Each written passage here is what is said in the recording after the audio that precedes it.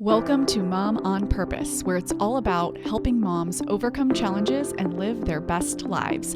My hope is by being here, you are more inspired to become the mom you were made to be. I'm Natalie, your host, a wife, boy mom, dog mama, Chicagoan, and former lawyer turned professionally certified coach.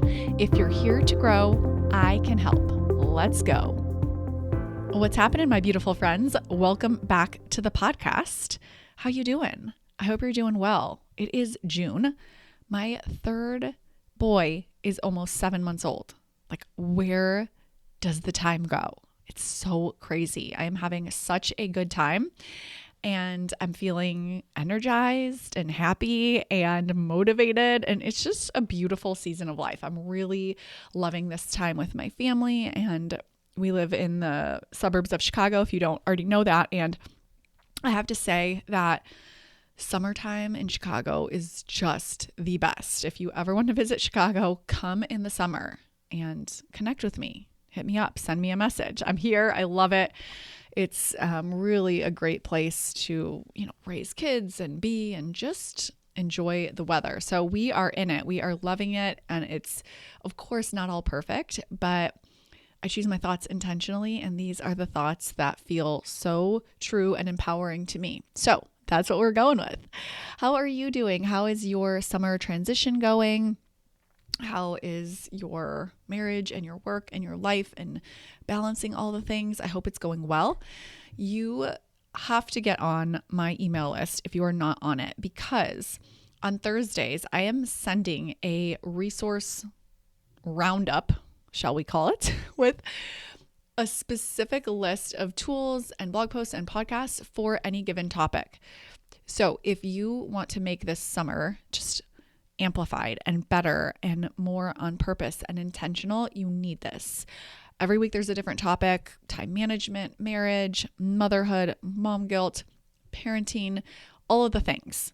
And in that specific email, you will get a list of resources, of tools that go along with that topic. 10 out of 10 recommend it. It's the email out of all the emails I send every month that I put the most time and effort into. And you may have missed it. You may not be on the email list, and it's not something that I promoted. It's just something that I've been getting a ton of feedback on, that you all are loving it. I also include a life lately section in it. So if you want updates on my life and what's going on personally as well, I think that is another reason to get on it. So you can get on that email list over at momonpurpose.com/subscribe, and you will get this Thursday's message sent directly to you. Okay, with that, I want to dive into today's topic, which is anxiety, specifically mom anxiety. One of my private clients shared with me that her 17-year-old son recently told her, quote, "I wish you weren't such an anxious mom," end quote. My client got it. She knew exactly what he meant. She admitted, "I am just kind of an anxious mom." And she saw how her anxiety was impacting her kids. And I told her what I am going to share with you, which is there is no reason to live your life like that. I am a fan of all of the tools, whatever works for you. I always like to say whenever I coach and teach on anxiety that I'm talking about the run-of-the-mill anxiety and worry that we experience as part of normal, healthy humans. If you have a diagnosis or generalized anxiety disorder, this is not targeted at that. There are other types of tools and methodologies and resources. I 10 out of 10 recommend those, whether it's therapy or something else. But this type of anxiety where your brain is doing what good, healthy human brains do, which is try to predict the future, and doing that from a fear-based perspective in order to secure your survival, is where I come in. I can help you manage that so that anxiety isn't in the driver's seat. It's actually in the back seat, and it's not that big of a deal. So I'm going to walk you through what's really going on in those challenging moments and exactly how you can start separating yourself out from the anxiety so it's not impacting your kids in the way that, it typically would without these tools. My client shared with me that she specifically feels anxious when her kids are driving at night. Here's what she said to me, quote, "I text, I call, I send Find My iPhone alerts, I track their location constantly. If their phone pings in the middle of the road for too long, I assume the worst and I call to make sure they're okay. I won't go to bed until everyone's home, even if I'm exhausted, because I have a fear of finding out they've died," end quote. I want to dissect this using the thought, feeling, action cycle that's going to help you get a handle on your anxiety, whether it's a similar example like this or something else. So let's start off with defining what anxiety is. Anxiety is a feeling. It's a feeling, which means it is something you experience in your body. Maybe there's a tightness in your chest. Maybe there's a buzzing. Maybe it feels warm and tingly. I mean, have you ever just paused and noticed the sensation of anxiety in your body? That in and of itself can be extraordinarily helpful. The cause of anxiety is your brain. It is what you are thinking. Your thoughts create your feelings. So it's never your circumstances. It's never what's happening with your kids. It's never what's happening in your home. It's never what's happening in the world that is causing anxiety. What's happening in your mind causes the anxiety. Your thoughts create the feeling of anxiety. Why? Do you ever think about this? It's because part of the brain's job is to predict what it thinks is most likely to happen in the future. This is really helpful. So you don't have to wake up every day and think about things for the first time. I mean, we would be non-functioning. So for example, if you're thinking about this upcoming weekend, you can most likely make some pretty accurate predictions. You're going to take your kids to some sort of activity, maybe go to lunch together, and then maybe you have an appointment or an errand. Whatever you have planned is most likely going to happen. Now, that's not always the case, right? People get sick, plans get canceled. We know there are lots of examples of how our plans don't work out. But with respect to anxiety, your brain cares most about its likelihood of making a prediction that feels familiar and certain. Your brain loves certainty. So we actually don't ever know what's going to happen this weekend. We can't predict the future. But because most of the time, let's say 7, 8 times out of 10, our predictions are accurate, your brain thinks that it always can predict the future, even though it can't. So with anxiety, it's coming from the brain trying to make predictions in situations that it perceives as unpredictable or unfamiliar. So said more simply, when your brain fears the unknown, it creates very fear-based, anxiety-producing thoughts that then create that anxiety in your body. So your brain is just doing what it is designed to do, which is ensure your survival. Your brain is wired for survival. It's not wired for happiness. So when you know this, you then can rewire it for happiness, for your sake. And in this case, as we're seeing, also for the people who you interact with on a daily basis, for their sake as well. If your kids are feeling the impact of your anxiety, it's because you're acting out that fear. And they are experiencing that in a way that probably isn't helpful for them, nor is it helpful for you. Your brain thinks it's so helpful.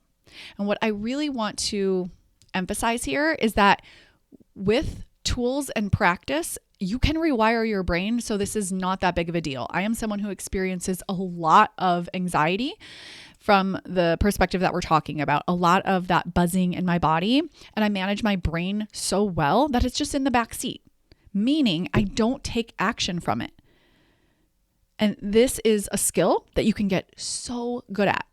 So going back to the example of having kids driving at night and my client feeling a lot of anxiety and then acting that out, I want to separate out the facts from her thoughts, her feelings, and her actions. So this is how you create real change, is you separate out all of the elements. The facts are that her child was driving. her brain was telling her thoughts that were rooted in fear, like, what if there's a car crash? What if something's wrong? What if they're dead? These catastrophic fear-based thoughts that the default brain is always going to prioritize over positive thoughts. And guess what? The more practiced you are in this, the more rapid fire it is. And that's why you want to change the channel. We'll get to that in a little bit, but I just want to emphasize here that these thoughts feel so real because you have like a highway of thoughts in your brain that you're just practicing over and over and over. So of course they feel real.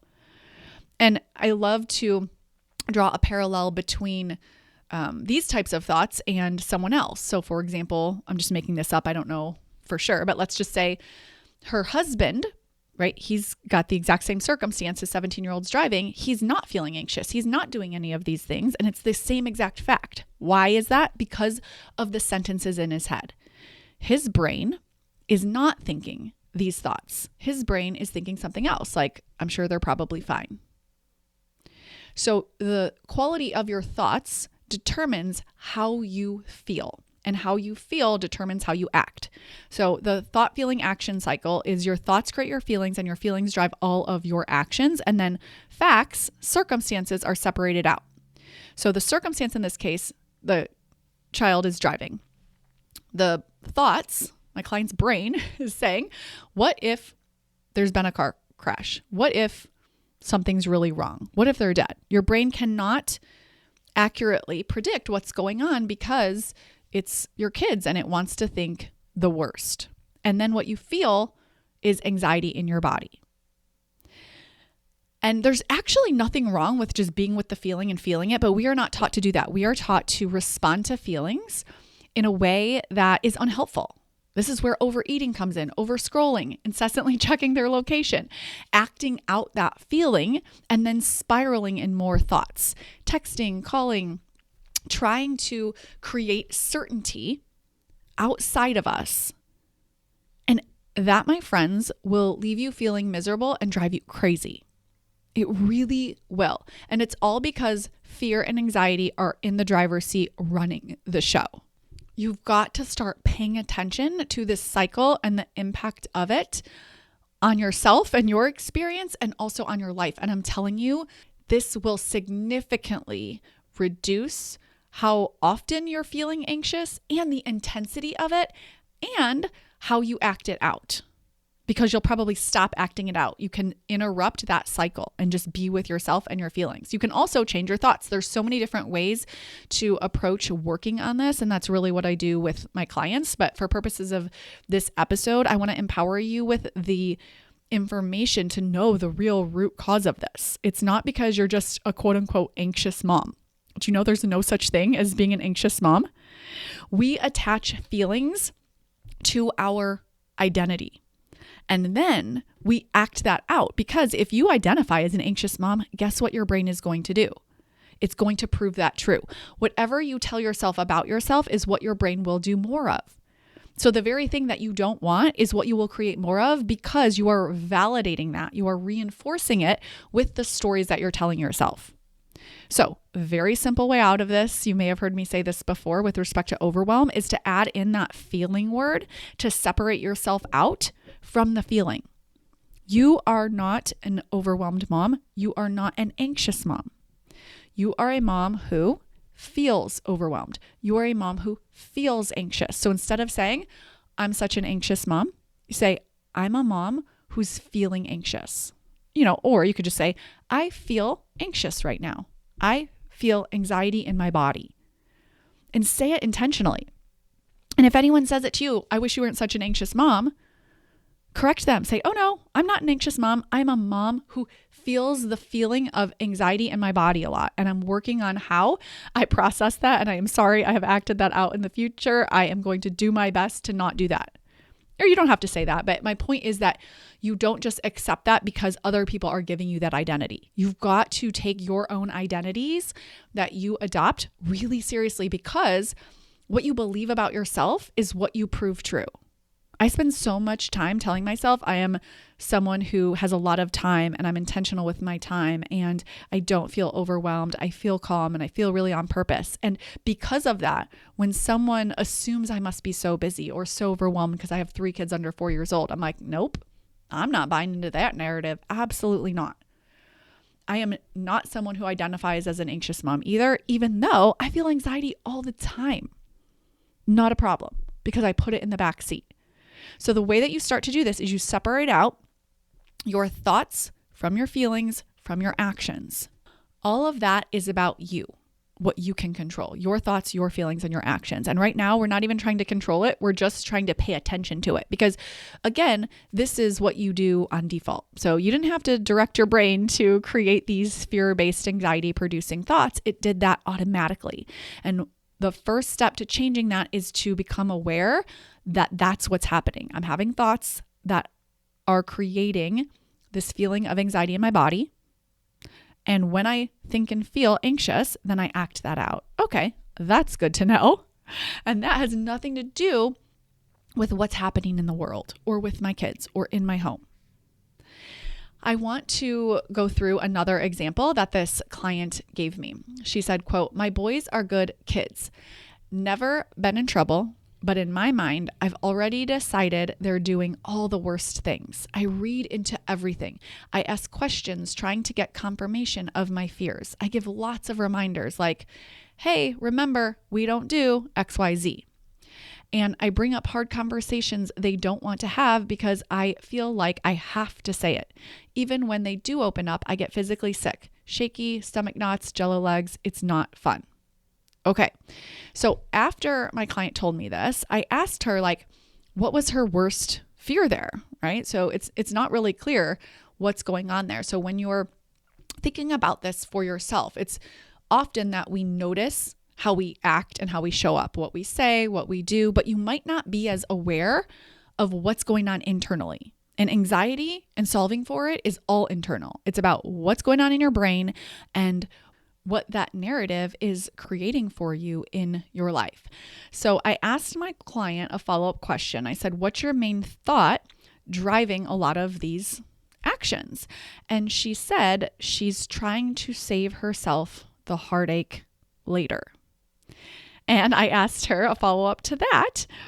And she said, it's the heartache of disappointment in my kids, being hurt, being proven that kids aren't as great as I had thought. So I think we can all relate to this. We want our kids to be good kids, okay? But what I want to break down here is how unhelpful that thought is. Doesn't it sound like such a good thought? And we've all been conditioned to think this. And so I want to break some of that conditioning for your sake and for the sake of your kids. And it will really help increase connection with your kids, open up more honest, vulnerable conversations. And also it will help you calm down and not feel so anxious. Where I want to start with this is separating out actions from internal goodness. This will change your life, okay? So listen up. Kids are good inside. All humans are good inside. We have inherent goodness. We are 100% worthy just by being here. There is nothing that your kids have to do to be good kids. So you have kids who are human beings and their goodness is untouchable. I believe that, it's from God. They are children of God. We are all here with spirits and souls that are 100% worthy and good. And kids, just like adults, make mistakes and they take actions that are messy and complicated, and sometimes they follow the rules and sometimes they break the rules. The point is that you separate out actions from internal goodness. It's so important that you do this. Why? Because otherwise it creates this sense that kids have to perform and quote unquote be good in order to make mom happy and in order to get mom's love. They know that if they make a mistake or they mess up, mom is going to not be able to handle it. And that puts this unnecessary pressure on them. It also prevents them from wanting to open up. But even more than that, it's just not a helpful frame to think about kids. If kids are always having to prove that they are good based on their actions, it turns them into people pleasers. It turns them into people who are going to be constantly trying to impress each other and their parents, even when it means they're not going to be authentic. So kids will always choose attachment over authenticity, meaning if they make a mistake and they're afraid that you're going to be upset if they open up to you, they're not going to open up to you about it because they fear that you will withdraw love from them. And so it's a nuanced shift, but it has a tremendously important impact on the relationship you have with your kids. And it comes back to the relationship you have with yourself. You are good inside too, my friend. You are good. And there's nothing that you could ever do that would impact your internal goodness. And the same is true with every single human being that exists, especially, and I think we can see it more easily with children. So to my client and to everyone listening, your kids are good, not because they behave in accordance with whatever rules you gave them. They are good because they are human beings and they are good inside. And they take actions. And some of those actions are within the rules that you set. And some of those actions aren't. And that's the way of it. I mean, think about your own actions just from growing up and being alive for several decades. It's like, of course, we all make mistakes. We all get it wrong. It doesn't mean we're good or bad. It means that, oh yeah, I made a mistake. I messed that up. Interestingly, when you know your goodness is intact and untouchable, you are so much more likely to apologize and to repair when you make mistakes because you will not have the added layer of shame. When you think that by making a mistake or by getting it all wrong or doing a quote unquote bad thing then makes you bad, you are going to try to cover that up and hide it and do whatever you can to avoid coming forward with that, because then you will make it mean that you are bad.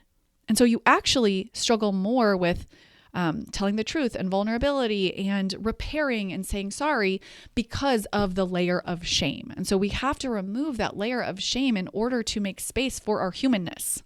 Okay, I hope I haven't lost you here. It gets kind of deep, right? This could be a whole book. But I think for purposes of anxiety, it's so important to just see that what's happening here that's making the anxiety so much worse is conflating who her kids are with what they do. Those things are separate. Your kids are good kids just because they're kids. Of course they're good kids. They're not good kids because they got all A's. They're not good kids because they have good sportsmanship. They're not good kids because they follow the rules. They're good kids because they're kids. And when you start to see kids this way, everything changes. So when a child breaks a rule, or when a child does something that, is out of alignment with your own personal family values, it makes it so much easier to have conversations with them because you're not all of a sudden calling them labels that are unhelpful and that attach to their identity. So for example, if your teenager does something that is against one of your family values, I don't know, like they stole something, instead of you're a bad kid, you are bad, it's okay, this action, this behavior is out of alignment with the expectations I have for you, and I want to talk with you about it, and I want to see what's going on. And it's all about the actions. You still see them as good, no matter what. I'm telling you, this will change your life. And then guess what? You start seeing yourself and the people around you as good. And it's more like there's a curiosity around behavior that doesn't align with that. I've coached a lot of moms with kids who exhibit like disrespectful behavior. And I'm always very intentional about helping them describe the behavior as disrespectful, not the kid. Because guess what? When you label a kid as a bad kid or a disrespectful kid, they take that on as their identity and then they prove that true. Okay, now this is not a parenting episode, so I'm going to bring it back to anxiety. So important that you separate out your kids' goodness from their actions. And I'm telling you, this is going to alleviate so much of the anxiety because right now, your happiness, your well-being is so attached to your kids' outcomes, to their happiness, to their performance. If your kids do right by you, if your kids follow the rules, if your kids do whatever you believe is good, then you feel good. That creates so much unnecessary pressure on them. And it also makes it such a miserable experience for you. Why? Because your well-being, I'm talking about your internal well-being, the peace that you can have within you is negatively impacted by something outside of you. At least that's what your brain's telling you. So now, instead of your brain intentionally choosing thoughts that are available to you that will feel like peace and connection and confidence or whatever else you want to feel, your brain is looking to your kids' behavior and your kids and what they do or don't do in order to determine how you should feel. So it's emotional delegation to your teenagers. It's like the last group of people we want to make responsible for our feelings. It's not fair to them, but it's definitely also not fair to you. And the way that you untangle this is you tell yourself, okay, it's not my kid's job to perform in a certain way to make me happy or feel at peace. It's my job to create peace for myself. You can still have expectations. Of course, you're still going to want to have expectations and rules for your kids. Just like my client said, hey, remember, we don't do XYZ in our family. Okay, definitely still have that. But you do not hang your emotions on whether or not they do X, Y, and Z. And part of the way that you make that possible is by managing your mind. In large part, that's what you do. You know that kids are from time to time going to break the rules. And how do you want to feel? Probably not going to feel happy about it, but you certainly don't have to have debilitating anxiety about it, making it mean that, they're bad kids and what's at the root of this, which we didn't even get to today, is what you're making that mean about you, right? So you're a bad mom or you failed in some way. When you set up standards for yourself about whether you're a good mom based on things outside of your control, like your kids being teenagers and making mistakes or doing something that's out of alignment with your values, you set yourself up for failure. So again, have the rules, have the guidelines, but manage your mind and how you want to feel. That is how you eliminate or radically reduce the anxiety. Now, it does take practice. This is why it's so important that you come inside the Mom on Purpose membership and you get coached so that you're not struggling with this. Because as you're rewiring your brain, you need to come up with new next believable thoughts. You need to be training your brain and running models and doing all of the tools that I teach in that program with ongoing accountability and support, because your brain needs new neural pathways to go to. And those have to become highways like the current anxiety highway that you've created is. And the way that you do that is by starting with a dirt road and then a paved road, and then it's a highway, which means practice. You have to practice thinking different thoughts and feeling a different way. And that is for your benefit, and it will decrease anxiety drastically, my friend. And even when anxiety still comes up, because from time to time it's going to, it's not going to be debilitating. Like for me, it's just in the back seat. I'm like, oh yeah, there it is. There's the anxiety. My brain is freaking out. It's, trying to predict the future and in a way that it's afraid and it's scared, and it very much feels scary. But because I'm so aware of it, I never take action from it.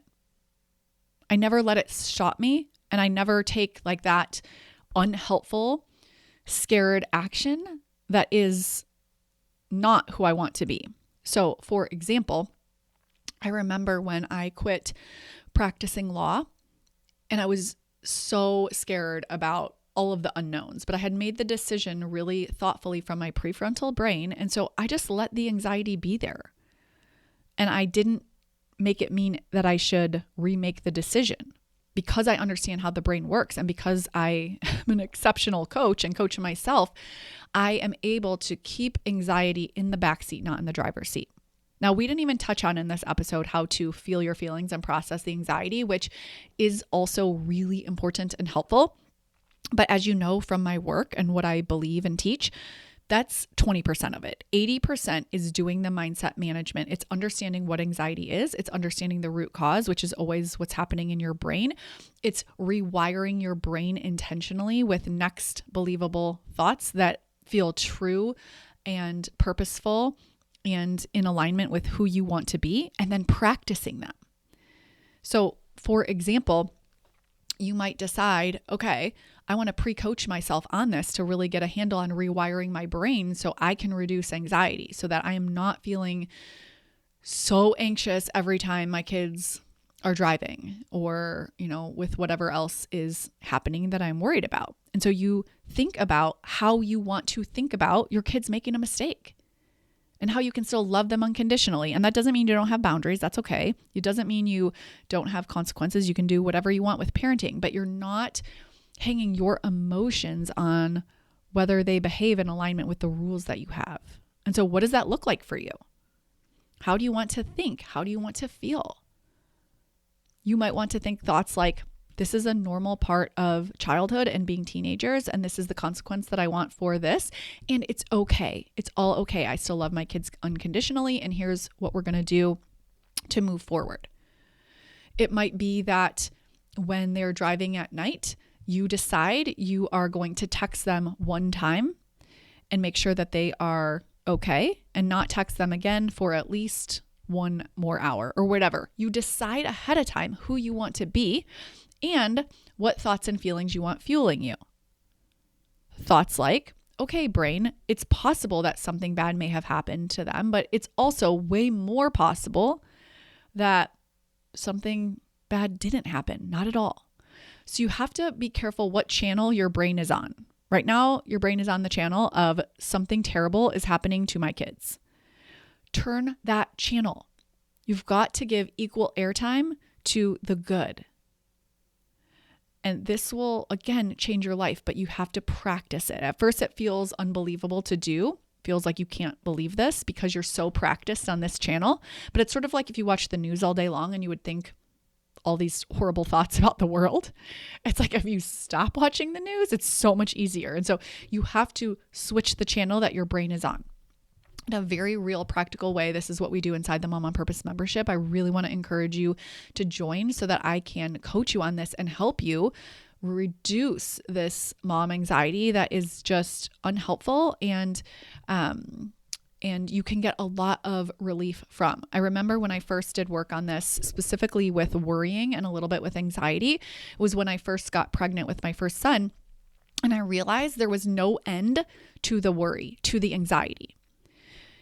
You could worry about the genetic testing, about labor and delivery, about the first, 3 months postpartum, fourth trimester, about the first year. And I went through it in my mind and I was like, oh my gosh, I could have anxiety and mom worries for the rest of my life, because so much of being a mom is caring deeply about something outside of you that you have no control over. And that's the way of it. That's how it's supposed to be. So I'm not saying that there aren't real things that could happen. There definitely are. But the upside to worrying about them forever, I just don't see. I don't see it at all. I trust myself, and I know that when and if something bad happens, I will be able to work through it.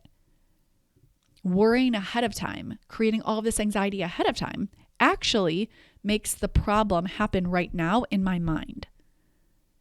I can't create connection. I can't show up in my life. It impacts the relationship I have with my kids and my family negatively, when I could be at peace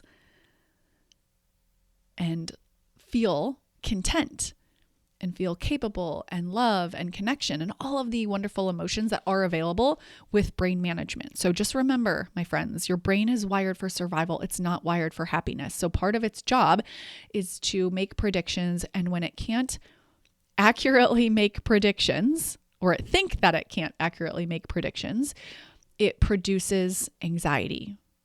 And if you don't know how to manage it, that anxiety will create more negative, fear-fueled thoughts that will compound and just make everything so much worse and feel really out of your control.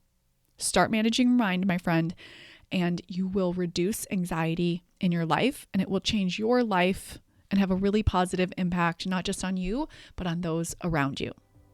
Keep doing this work, my friends. It is work worth doing. Until next week, take care. Thank you for being here and listening. Now head on over to momonpurpose.com/coaching to learn more about the Mom on Purpose membership, where we take all of this work to the next level.